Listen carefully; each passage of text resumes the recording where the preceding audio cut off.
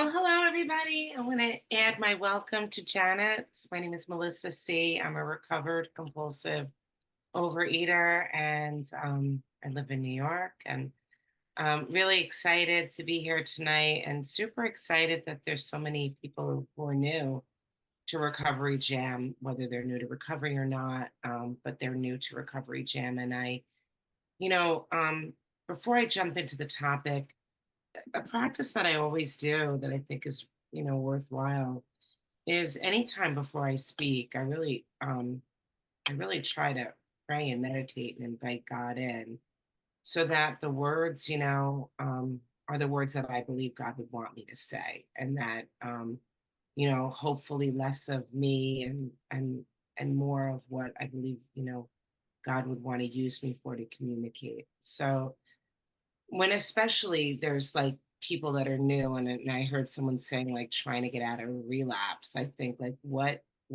you know what would my creator, the provider of my miracle want me to help? What would my miraculous power want me to share with you? And I think it's hope.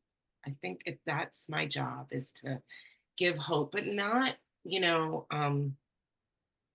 not blank hope, not empty promises, not empty hope, but actual hope that if you suffer from this illness and if you surrender your will, turn your will and your life over to the care of God as you understand him, and if you follow these steps to the very best of your ability, you can indeed join the ranks of those of us who have recovered. And something that I wasn't planning on doing tonight, but whenever there's new people, I know for myself, this disease had me, I was over 300 pounds when I was in the depths of my despair. And I know different people experience the disease differently. I had the benefit, really the benefit of wearing it on my body. And I think today it is a benefit because I've had a huge physical transformation. What that does for me today, why I say it's a benefit, is it gives credibility to what has happened to me. And it's not just gives me credibility, but it gives the power of God credibility. And I think so I say when you've been given a miracle, you're not supposed to hide that you've been given a miracle. So I'm going to really quickly, I wasn't planning on it because I want to get into the topic. But for those of you that are new that have never seen this before, and especially if you're sitting with your camera off, I always like say, please put your camera on if you can, if you're in a place that you can. And I'll just share a few of my photos because for me, I remember those early photos when I first came to Overeaters Anonymous. And when people who looked like they were normal size took out a picture and showed what they once looked like, what that gave me was hope that if it could work for them, that maybe perhaps it could work for me as well. So that's my goal. That's what I hope to share with you. And I'm going to, show it quick. I don't want to spend too much time, but this was me, in the throes of this addiction. This was me. It continued. I'm going to like buzz through them quick, right? Um, it kept getting worse, periods of diets, periods where I was happy, sunny vacations, the food always owned me. Surrounded by family, food still owned me. I know that there was food in my pockets in that picture. And I know I had to drink a lot because I walked around so resentful. And this is a more recent picture, right? That just shows what happens. Same people. Um, and this was me when my son was a baby. Could barely put my arms around him. It's just painful and crushing when I see that picture. Um, and these are side by side photos. And I think this one really speaks volumes because there I was when he was a baby, and a few years later, this is what God did for me. And this is what God continues to do for me. And so if you feel like you need and want a miracle, you too can have a miracle. And then, and when you're gifted this miracle, if through the working of these 12 steps, what happens is God enters your heart and lives in a way which is indeed miraculous. And I believe when God enters my heart, the desire to eat got pushed aside. And what took place inside my heart was the strong desire to be useful, to be helpful, to be genuinely a messenger, for what I believe God can happen. And by the way, along the way, made so many incredible friends, because this is not a program where I dread and feel like drudgery over living this beautiful, rich, recovered life. But I have a fellowship of sisters, of brothers around me who, we delight in that we've been set free, and our desire is to help free others. And so, in much of our spare time, it is what we do, and it is certainly not a chore. It is really a gift.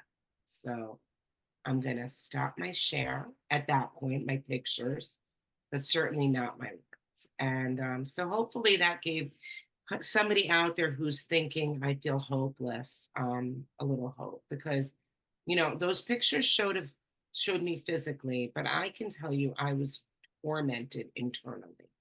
I was always eating more than I set out to eat, and I was always making empty promises that I could not keep.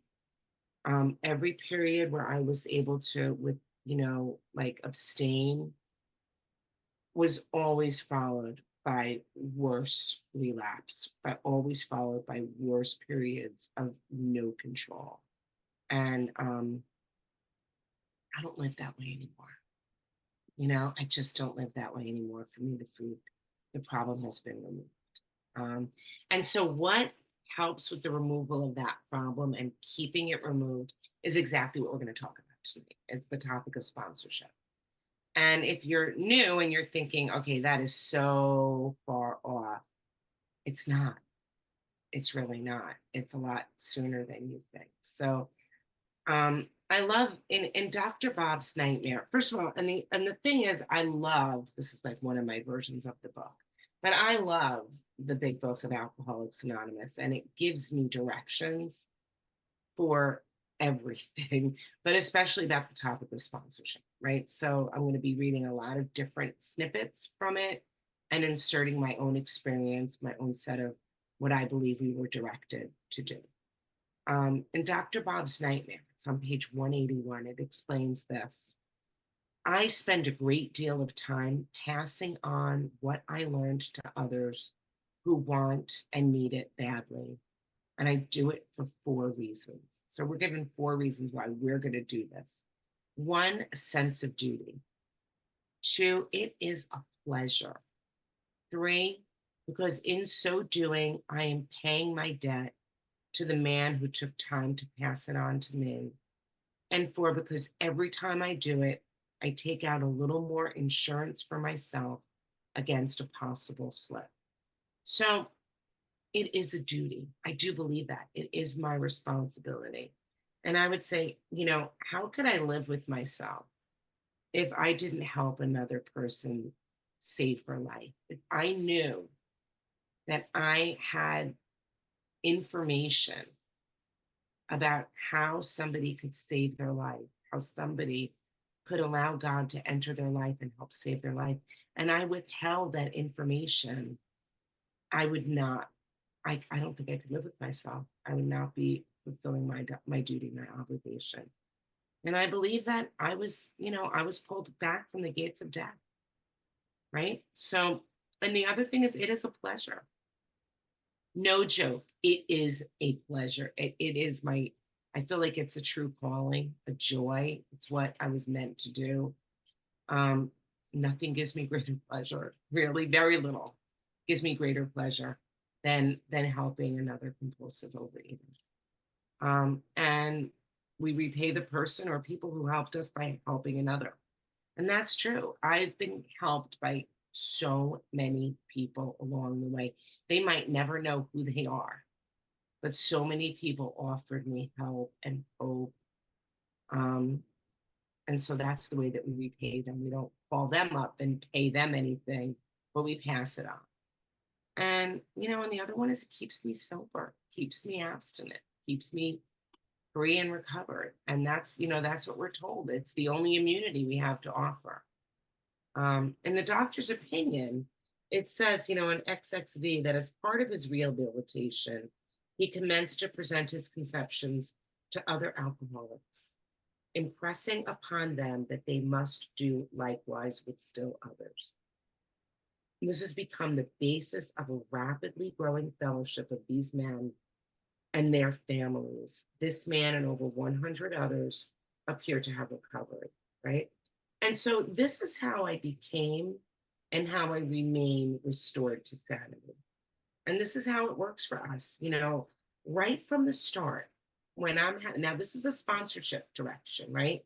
So, one of the first conversations I would say as a sponsor that you're going to have with your sponsee or your potential sponsee is they have to agree that if they get well, that they are going to help others. It comes right from the very beginning. I tell them right in the beginning, and that it's not optional. I impress upon them. That's what it says. Stress this, impress upon them that there's no point in doing this unless we pay this forward, right? And I would think like this, why would God bother to free me? I don't believe it's so that I can wear a smaller size pants. I don't think that's I don't think that's why God got involved in this. I think it was so that other people can be helped too, right?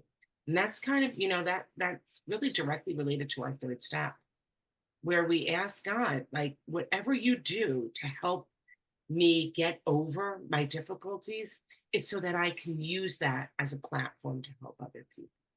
And it's the same thing with sponsorship.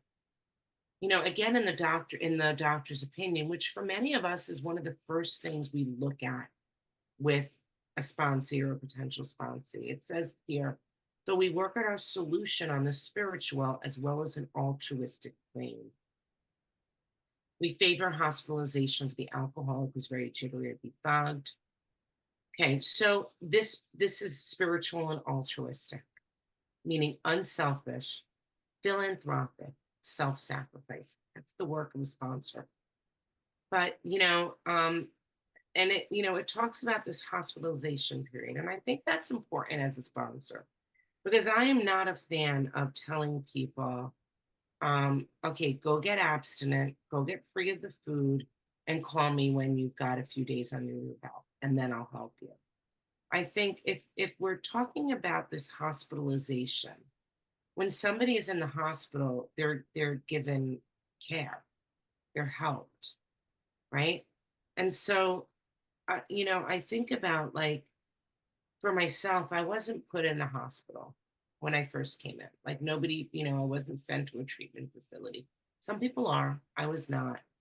But what I was given was a lot of structure and support. And I think it's similar to a hospitalization. That how do we help people? Well, we can help them create their own hospitals in a sense, meaning, and I do think it's part of my work as a sponsor to offer assistance to a fellow who's trying to get clean, to help them out. And here are things that I do as a sponsor. Here's some things I do.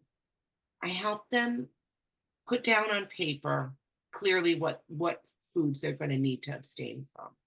And that is not because I dictate that to them, but I help have honest conversations with them where they should feel free and comfortable expressing to me the foods that they have a problem with.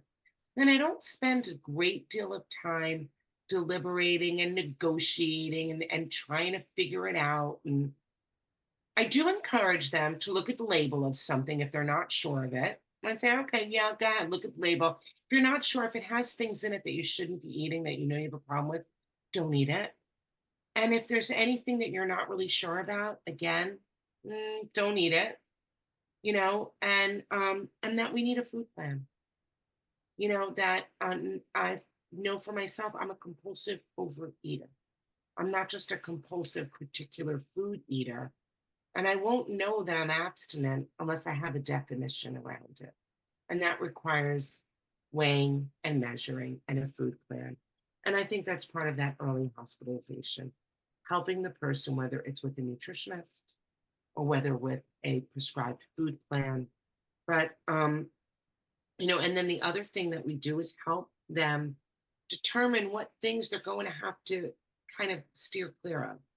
And I would say, in the hospital, in this idea that you're in this hospitalization period, you're going to remove all the distractions that might be tempting you temporarily, right? Temporarily. We're not going to lock ourselves up for forever, but there are certain things that we're going to kind of set aside while we're trying to get clean, clear, and so don't go on vacation when you're in this hospitalization period. Of course, if you have a planned trip, it's already on the schedule. You've already paid for it. It's your kids that are expecting to go to Disney World.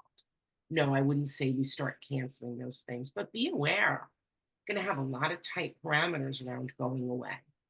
I tell people, sponsees, like, you're not going to go to restaurants. Like, we stay out of restaurants. For us, restaurants are like bars to an alcoholic. And nobody would suggest to an alcoholic who's newly getting sober that it would be a great idea to hang out in a bar, right? It's the same thing with restaurants. I tell people, there's just no reason to go there. And if you do have to go there, you might have to bring your own food, you know? Um, you know, I've had situations, and I think this is something that a sponsor can do to help someone as well. Where going to the grocery store was really uncomfortable for people who are newly trying to get abstinent. It's a great, big, huge, buffet of food all around you. Everything that and that might be too difficult.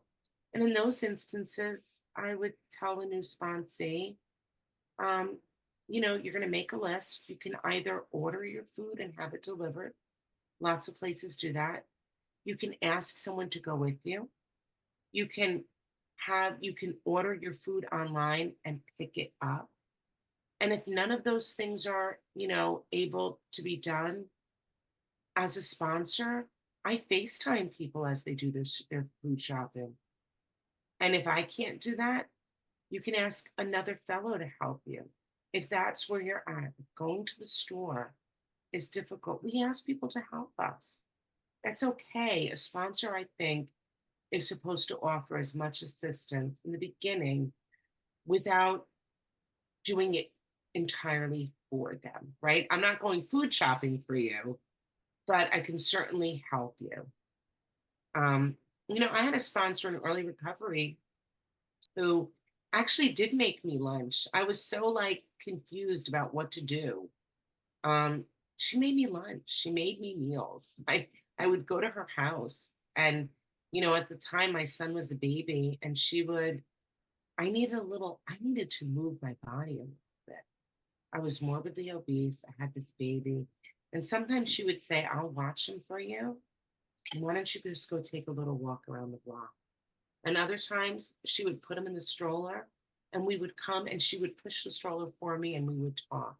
And those, I think, that's a fellowship. That's support. That's not just, let me get in the book. Let me treat you like, you're fuel for the fire that's keeping me abstinent, but you're a human. You're a person. And I'm going to help you like one human to the next. And she showed me compassion. And those are the things I think that's the spirit of being altruistic. I think that's what it really means in this program. And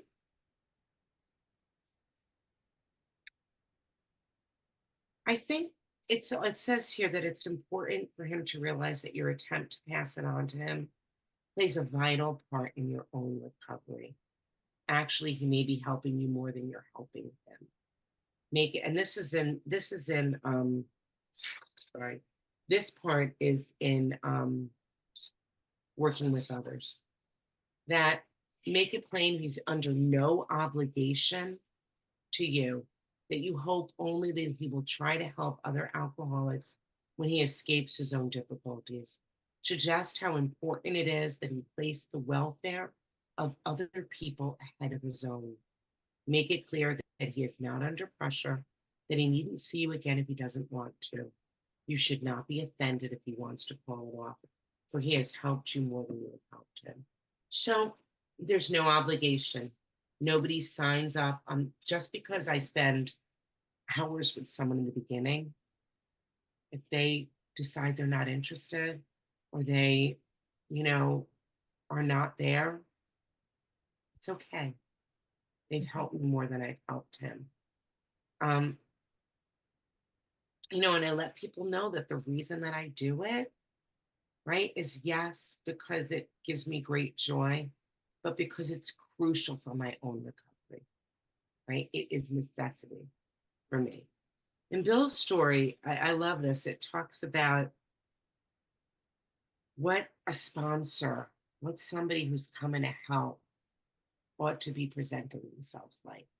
So if you're looking to be a sponsor, you might want to take some of this like as soft direction, right?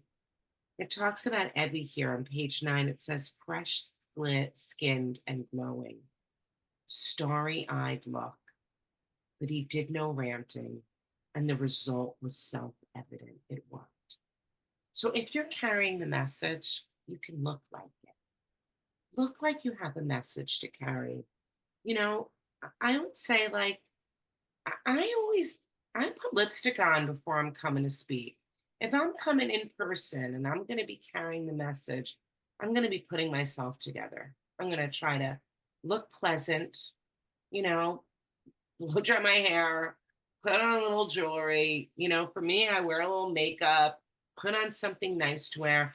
And I was told that, in those old AA meetings, those men wore suits for a reason because they wanted to look like they had cleaned up and they were no longer, the bum on the street that they may have been at one time.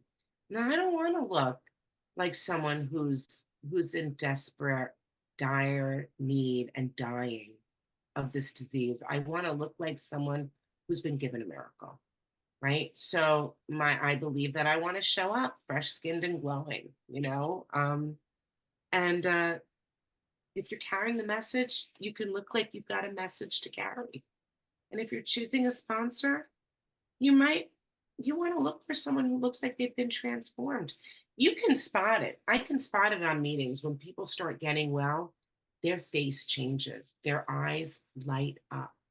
That's what you want. You want people that are smiling, that are happy in their release, right? And the other thing is that no ranting, right? I don't want someone who's going to yell at me and rant at me and tell me what I must do and I ought to do. And not that we don't give clear direction, right? And non negotiables, but there's a demeanor, there's a way that our message is carried, and that it should be self evident. What does that mean? It means that my presence says even more than the words that I'm using. The way that I live my life, the way that we relate to one another is truly part of our message. It's part of how we, um, which I think it's one of the reasons why we love like answering questions for people. Because I think it's in the answering of questions that people get a sense, and so if you're someone who's looking to be helpful for others, allow people to ask you those questions because it's in the way that you answer them that they'll get a great sense of whether you are someone that has something that you can offer them. All throughout Bill's story, he makes a point of something. He calls Ebby my friend. He says it over and over, my friend, my friend. And I know they were friends, right? But Ebby came there on a mission and he was still his friend. On page 12, paragraph 2, it says, despite the living example of my friend. And on page 13, paragraph 5, it said, my friend promised when these things were done, I would enter upon a new relationship with my creator.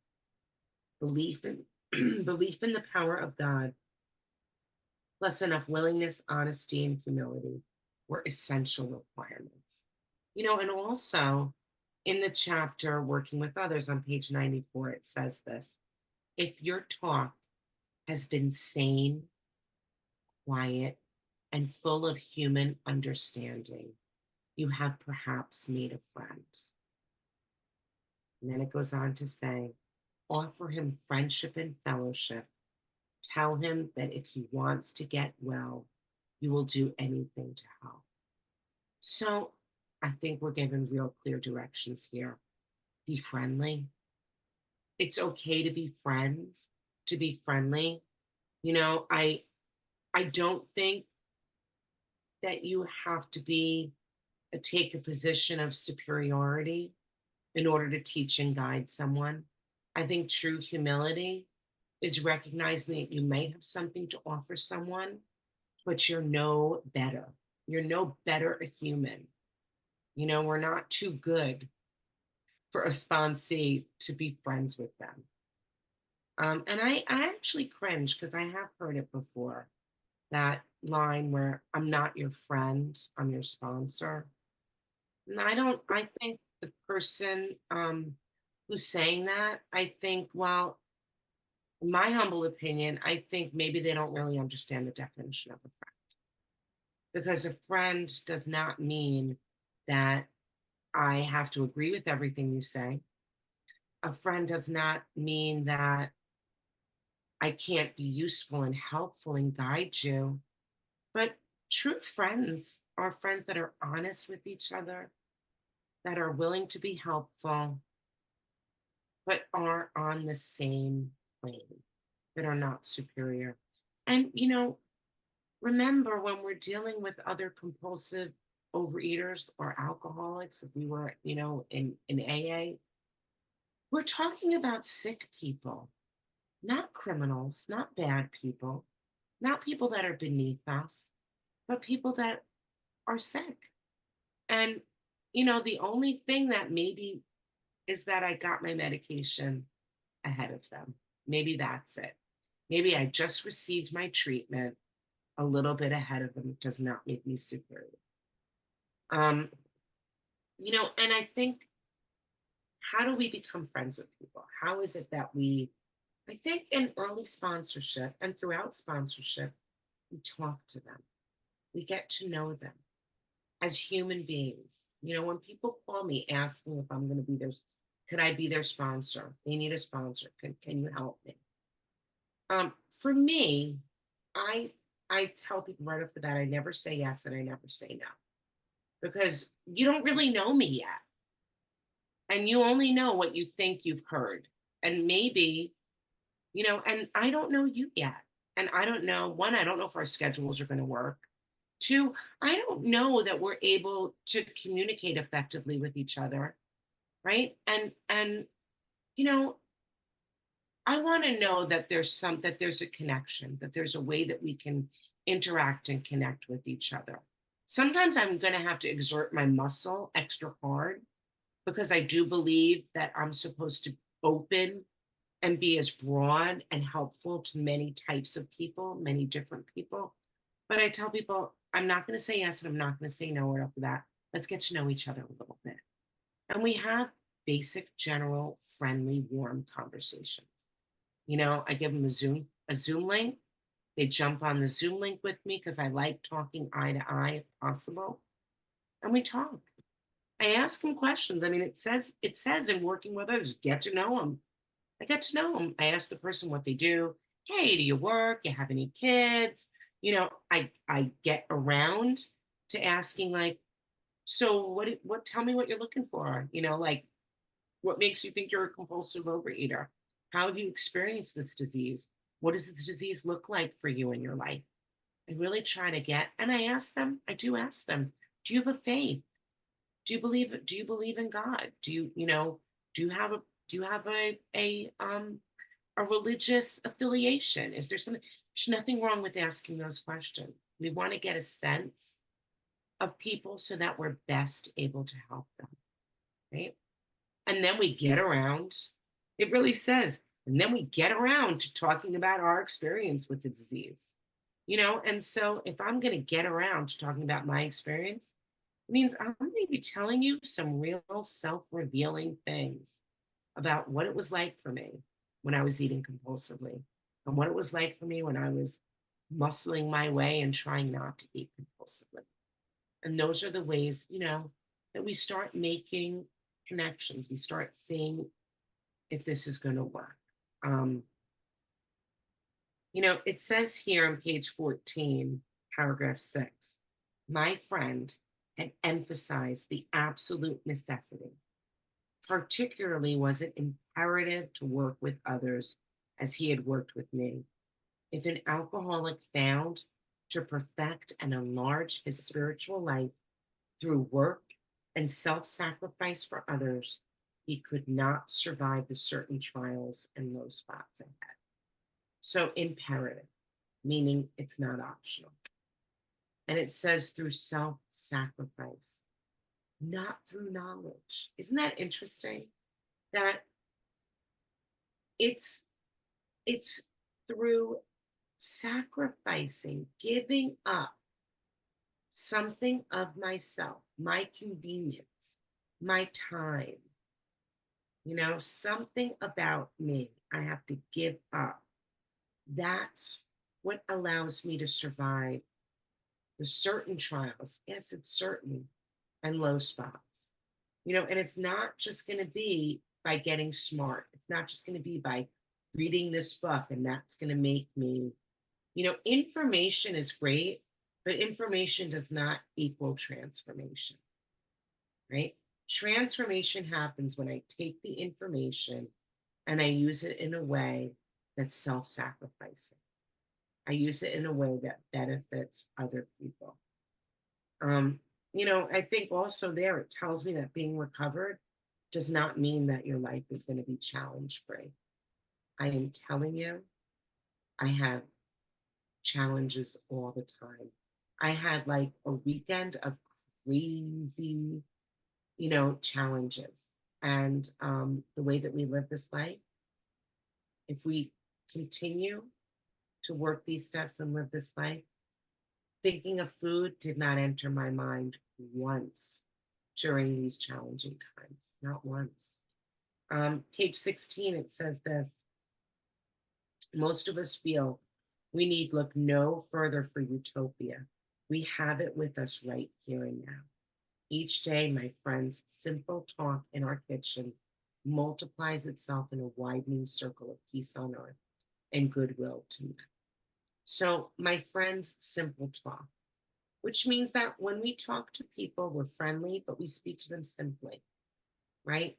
And that it's a beautiful widening circle, which I love that. When I think about the widening circle, it's like we sponsor people, they go on and sponsor others, and their sponsees are sponsoring others, and their sponsees are sponsoring others too. And that's that widening circle.